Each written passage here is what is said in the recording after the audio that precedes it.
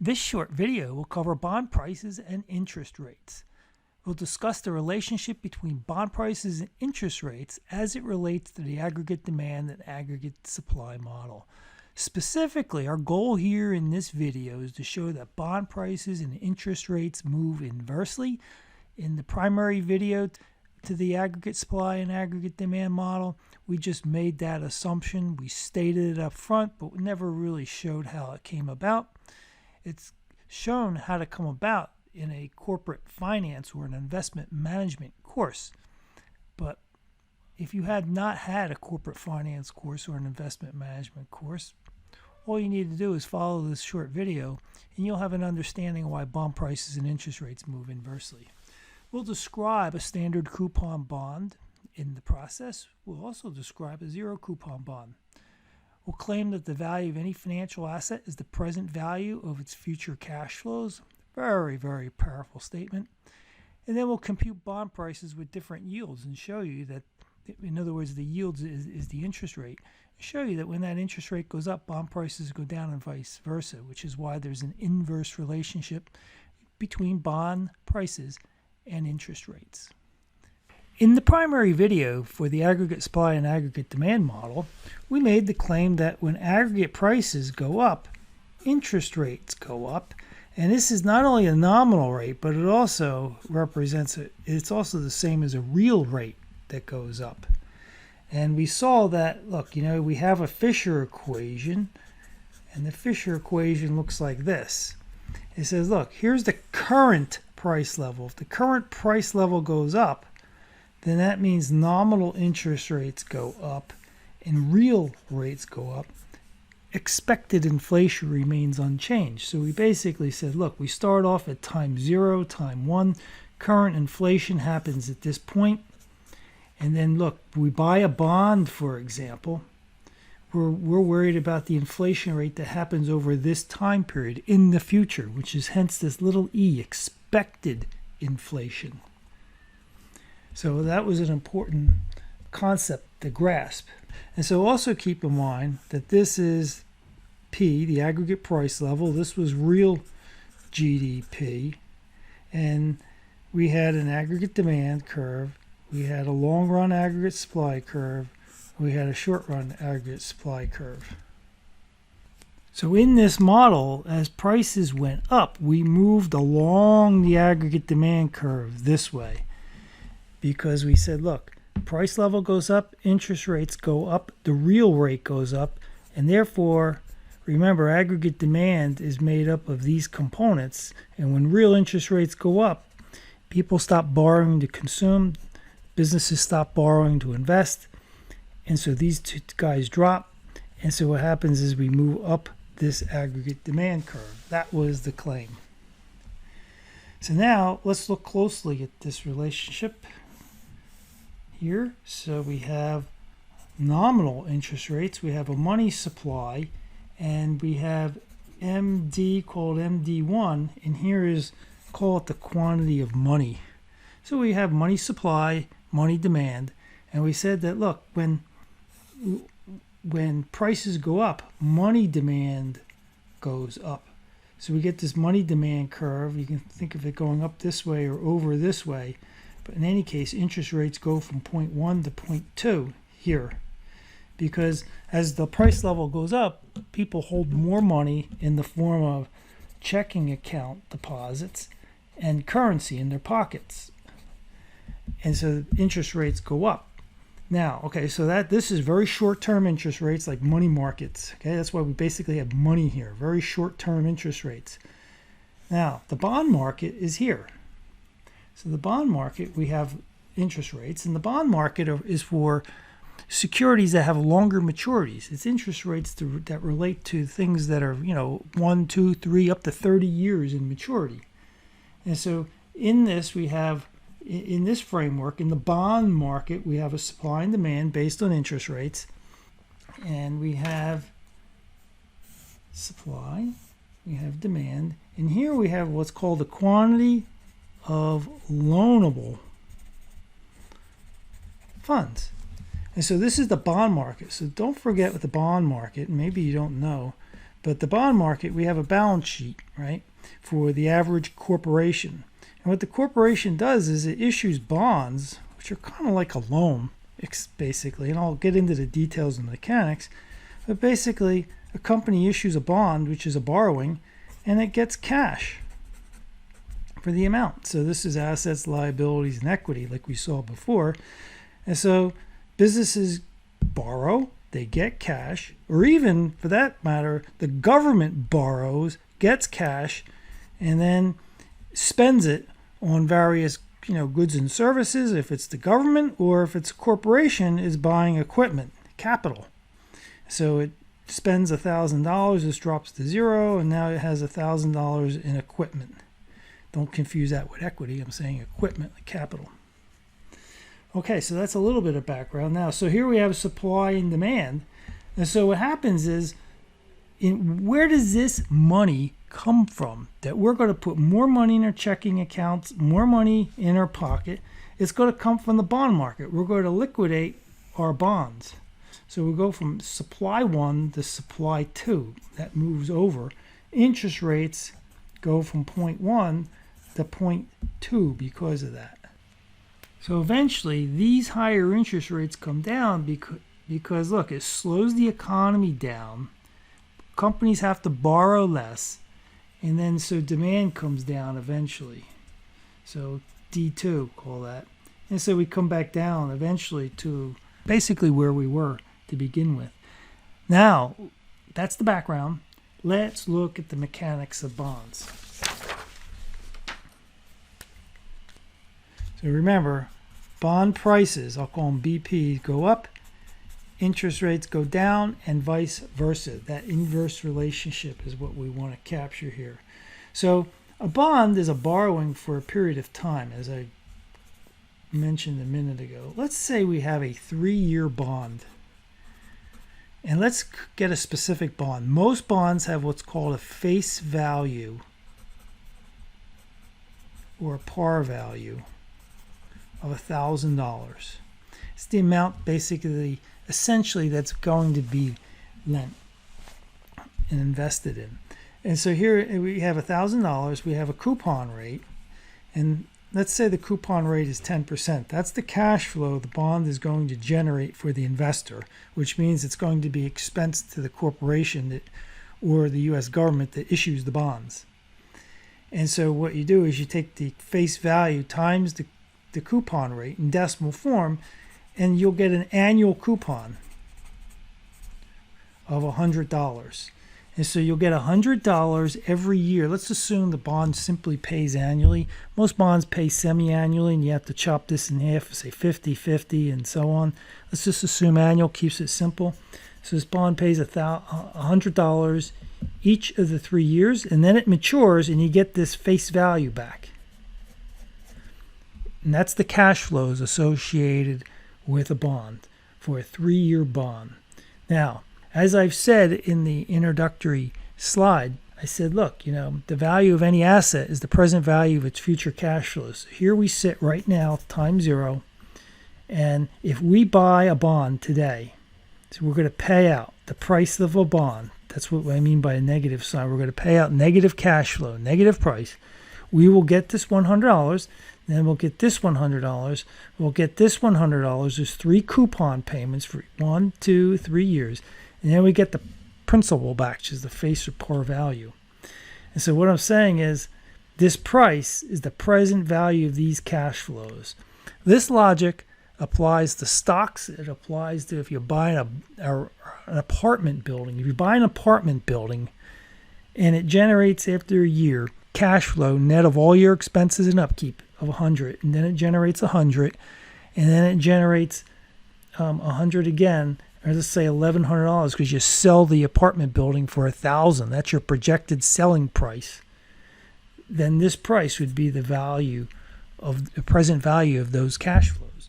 So what I'm doing is I'm showing you the value of any financial asset in an investment like an apartment building, a piece of real estate, even a stock, and obviously bonds. So now what we want to do is we need to figure out, well, how is this price determined? And like I said, it's the present value of the future cash flows. And so here's how we calculate present value. So let me work a little bit down here to make it a little easier. Let's say that, before I do the calculation, let's say that the going rate of interest in the market for these bonds of similar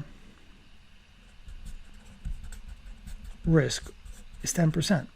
And what I'm saying is, look, the market demands 10% from this bond. And look, this bond is throwing off and generating 10%. Okay, so it's generating exactly what the market wants. Remember, keep in mind that these cash flows are fixed. They don't change.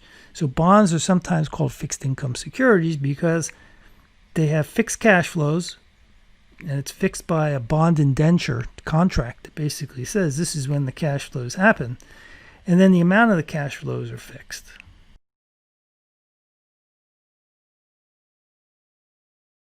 So now let me get back to calculating the present value of this bond, the present value of these cash flows.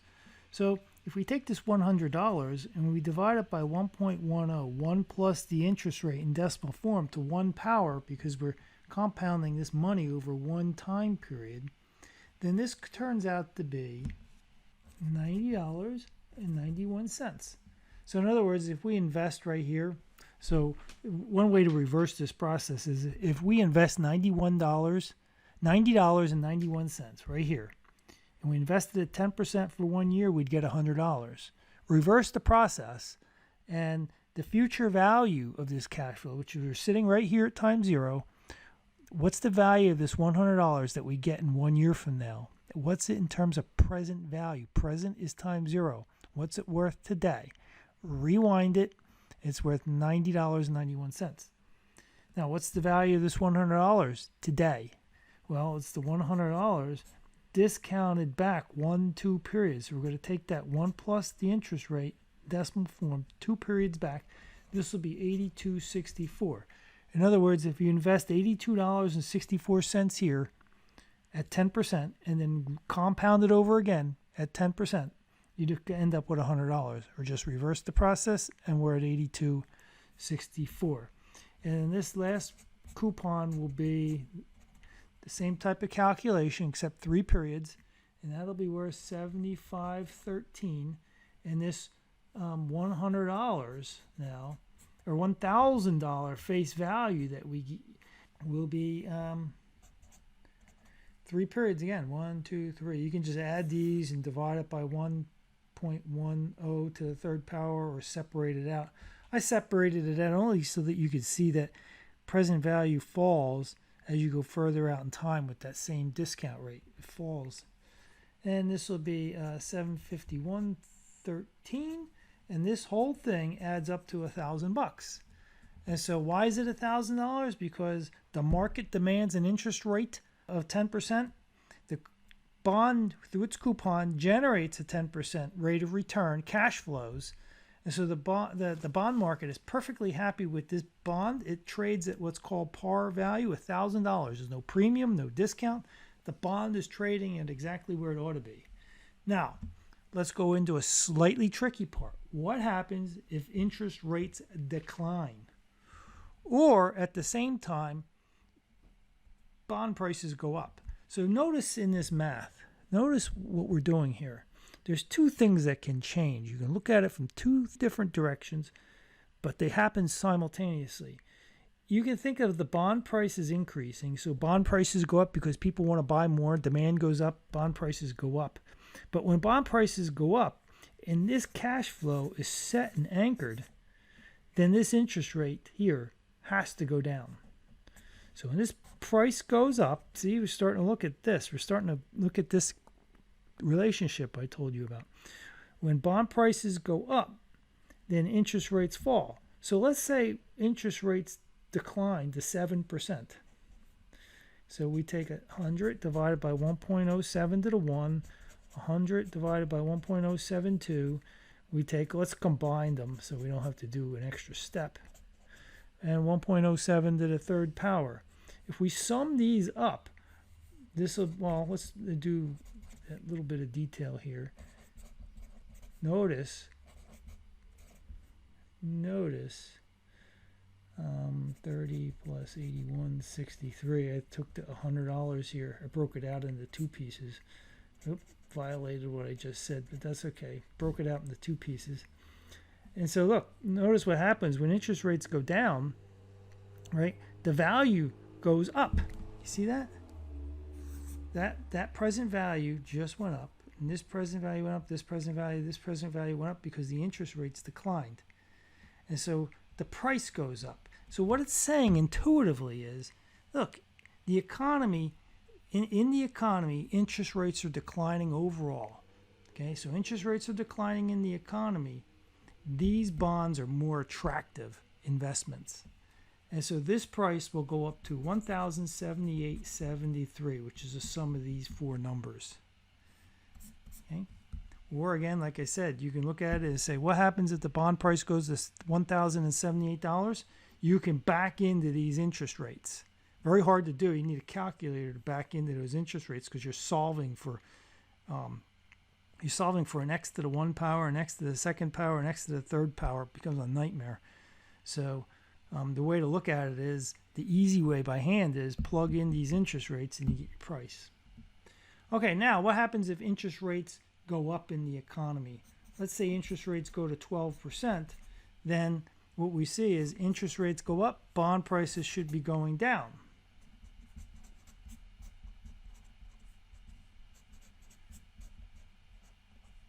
Let's do 1100. Let's actually do it this time. And this comes out to be, if you add this up, this bond is worth $951.97. So we increased the interest rate, the bond price fell. Oop, can't see that. There you go.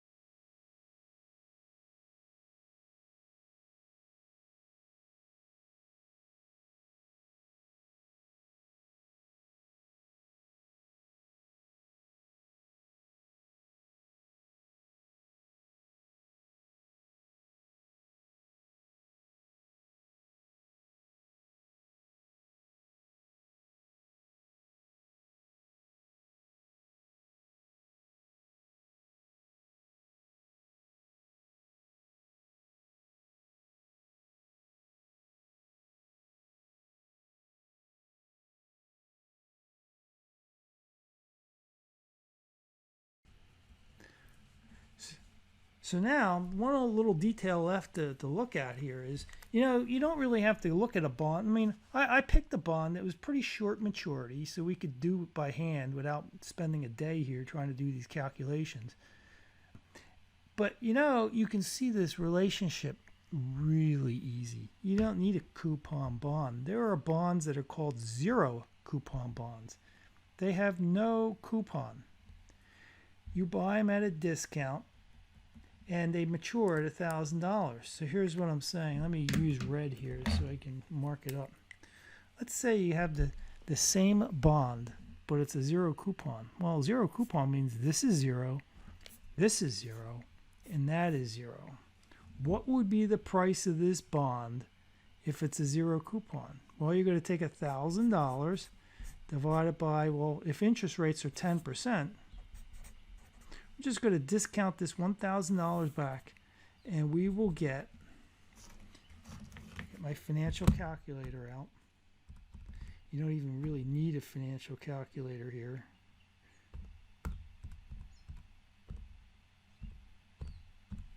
And we'll get $751.31, just like we had basically here. And so there it is. You don't need to go through all this math. You can look at what's called zeros. Now, the government issues zero coupon bonds all the time. They're out there in the world, and there's just no intermediate cash flows. There's just, you buy the bond today for $700. You buy it for $751.31. What are you going to get? You're going to get $1,000 in 3 years, and when you do that, you're going to earn 10%. That's simple. Okay, so I hope this helps you in understanding how bond prices and interest rates are inversely related.